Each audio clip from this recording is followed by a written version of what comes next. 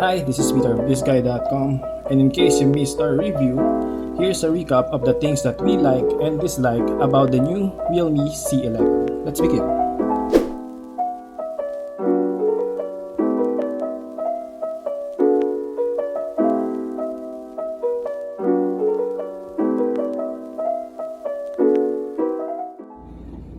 The first thing that I like about the phone is its design. It is a unique looking design with a square camera hump, realme big logo here with a stripe. This is a plastic handset, but it is a durable type of plastic, and I like that it is textured because it is not prone to fingerprint smudges and even hairline scratches. And the square camera hump, it isn't that protruded, and this type of camera hump design is normally found on higher end phones, and it is refreshing to see a budget handset that has this type of square camera bump. Also, Realme was generous enough to add the P2I water splash resistance that will protect your phone from accidental water splashes, raindrops, and even spills of coffee and more. So that is a welcome addition to this device. And in front, it is using a glass display. It has a 6.5-inch big display with, as you can see here, the bezels are quite slim on the top and on the sides. On the bottom, the shin bezel is a little bit thick, but that is understandable and normal for phones priced this low. Also, if you can notice here on top, it has a notch. The notch is the one responsible for housing the 5 megapixel camera of this handset. And here, I also like to note that it has a screen protector. There is a pre-installed screen protector, so you don't have to buy if you don't want your phone to get scratched in the front. Also, it has Gorilla Glass 3 Plus of protection in case you do not really want to have that type of plastic screen protector, and that will prevent accidental scratches or minor scratches, as well as cracks from light drops on this device. And this is a phone at 5,000 pesos that has that, and I like that. If you can notice down below, it has a micro USB port, and there's a single speaker here, and then you get this 3.5mm headphone slot. On top, there's nothing on top. Here you will see your speaker on this area, and then at left there is a single pinhole. That hole is to access the triple slot tray of the phone. This is for dual nano SIM and a dedicated micro SD card slot, unlike other smartphones with a hybrid SIM tray. Also at right, it has the power button and the volume down and volume up keys. What I do not like here is its use of the older type of micro USB port, meaning it is not reversible. Also, it does not support super fast file transfer speeds. But again, let us all remember that this is a 5,000 pesos smartphone, not a 7,000 pesos smartphone, and definitely not a 10,000 pesos smartphone that's supposed to have a USB-C slot. For cameras, the Realme C11 sports a 13MP plus 2MP dual camera setup, and the main 13 megapixel camera has f2.2 aperture. It also has speed-up focus. The secondary camera is for depth effect, and it has f2.4 aperture size. In general, my experience about its main cameras is decent. Don't expect it to be super good, but again, as mentioned, it's decent for the price, especially in daylight and some indoor shots with good lighting. What I do not like about it is the portrait mode. The portrait mode of this camera is a little too artificial for me. The edges are not that great, and it simply doesn't look natural to my eyes. Now, let's take a look at the camera samples that I took using the Realme C11.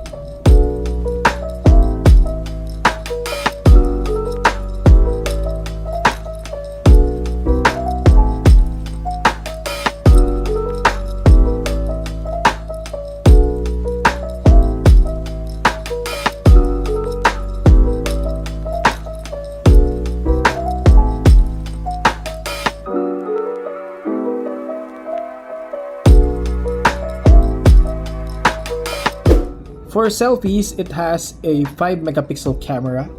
That 5 megapixel camera could take good looking selfies with good depth effect, especially if you are in a well lit condition. For taking videos, all three cameras of the phone can take up to 1080p at 30 frames per second with decent details, respectable colors, and pretty wide field of view, even if it doesn't have an ultra wide angle camera. Especially in the selfie camera, I do not need to stretch my arm too much just to fit my face properly in the frame. Now let's take a look at the selfie camera samples as well as the video samples that we took using the realme C11.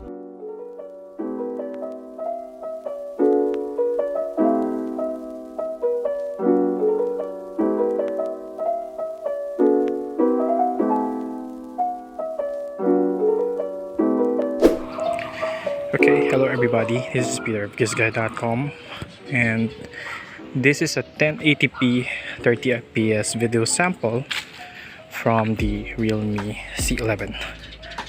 This is at 30 fps as I mentioned, and it does not have an ultra wide mode, so I'm stuck here at the main camera with digital zoom.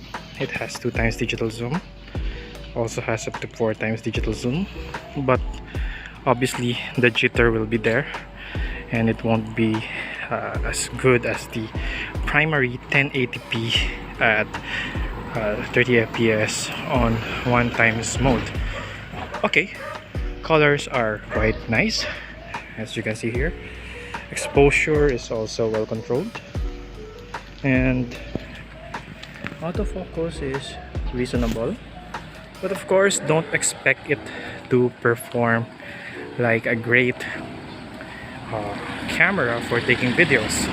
It does not have stabilization, so here as you can see while I'm doing this walking test, the video is shaky, but again that's understandable for the price.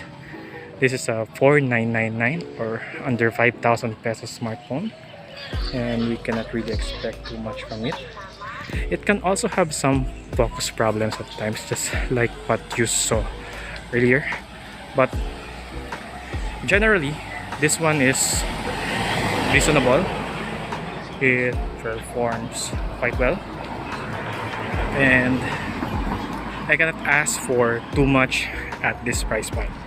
This is a pretty respectable camera for taking videos at 5,000 pesos. In the front, it also takes 1080p videos at 30 frames per second, and this is actually decent. This is decent. Why the field of view is at that narrow? It isn't as narrow as other budget phones that I tested before for taking videos. Also look at the dynamic range. It's quite decent, and the color of my skin looks a little bit more natural here.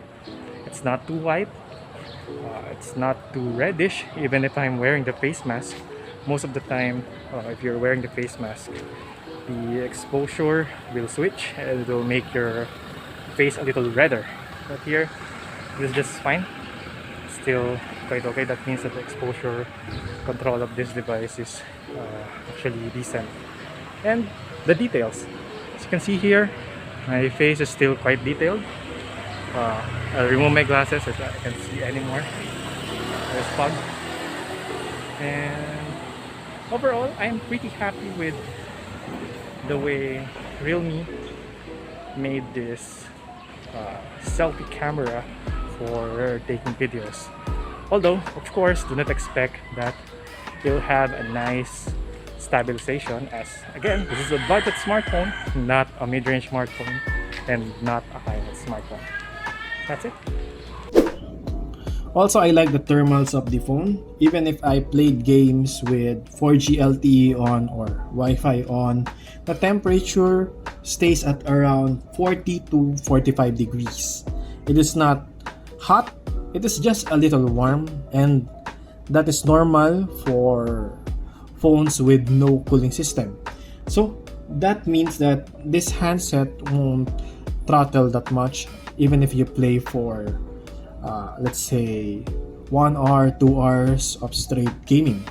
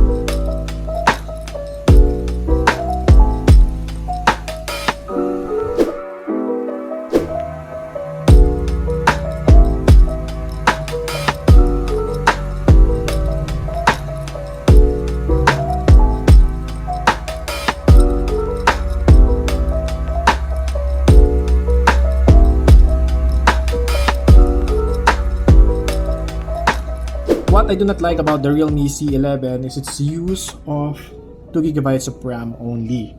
32GB is understandable at 5,000 pesos, but it would have been so much better if it has at least 3GB of RAM.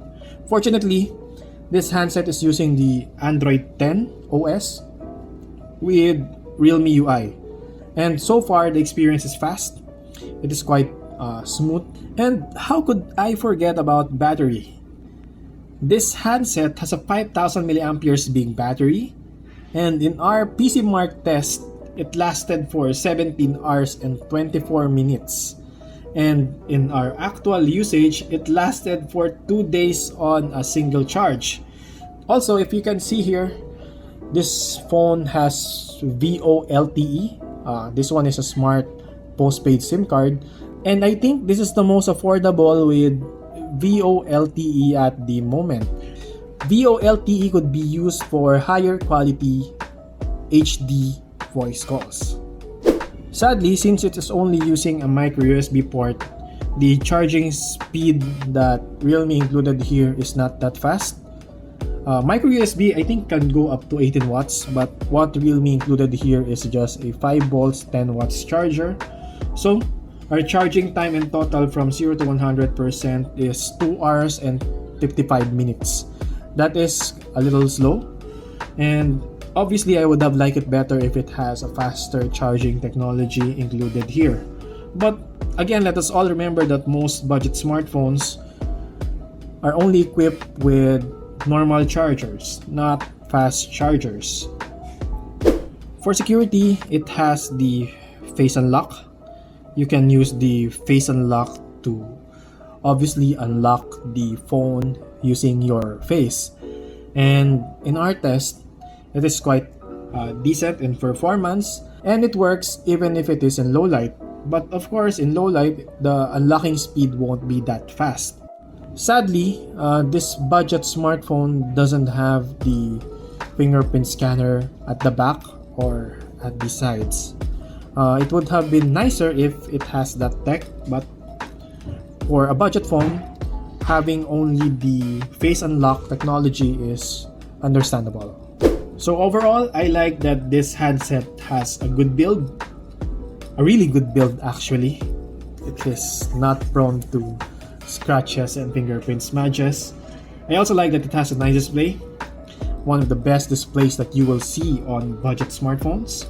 It has decent performance. I actually consider this as fast even if it is a budget smartphone. It has great battery life, respectable cameras with nightscape mode, 4G LTE with VoLTE, and of course the budget price tag of 4,990 pesos. What I do not like is it doesn't have a fingerprint scanner. The RAM is just 2 gigabytes. And there's a few repetitive apps here. For example, I get multiple app stores instead of just having the Play Store and the Realme App Market. Also, I like that it has the P2I water splash resistance. and the Android 10 OS with realme UI skin. And again, as mentioned, the realme UI is one of the nicest skins for Android smartphones. Overall, the realme C11 is one of the most competitive smartphones under 5,000 pesos, which is actually good for homeschooling, a little bit of work, and a little bit of play. It is more than enough for basic smartphone tasks like opening your email, loading useful online meeting apps for homeschooling and more, social media apps, and playing a few games from time to time. Overall, for me, this is arguably the best all-rounder priced at 5,000 pesos. However, if you can go past the 5,000 pesos barrier, and let's say you can increase your budget to 5,990 pesos, the Realme C3 is the better value for money smartphone for me. For 1,000 pesos more, Realme C3 is faster and better in terms of overall performance compared to the Realme C11. But at under 5,000 pesos, this is one of the top phones right now.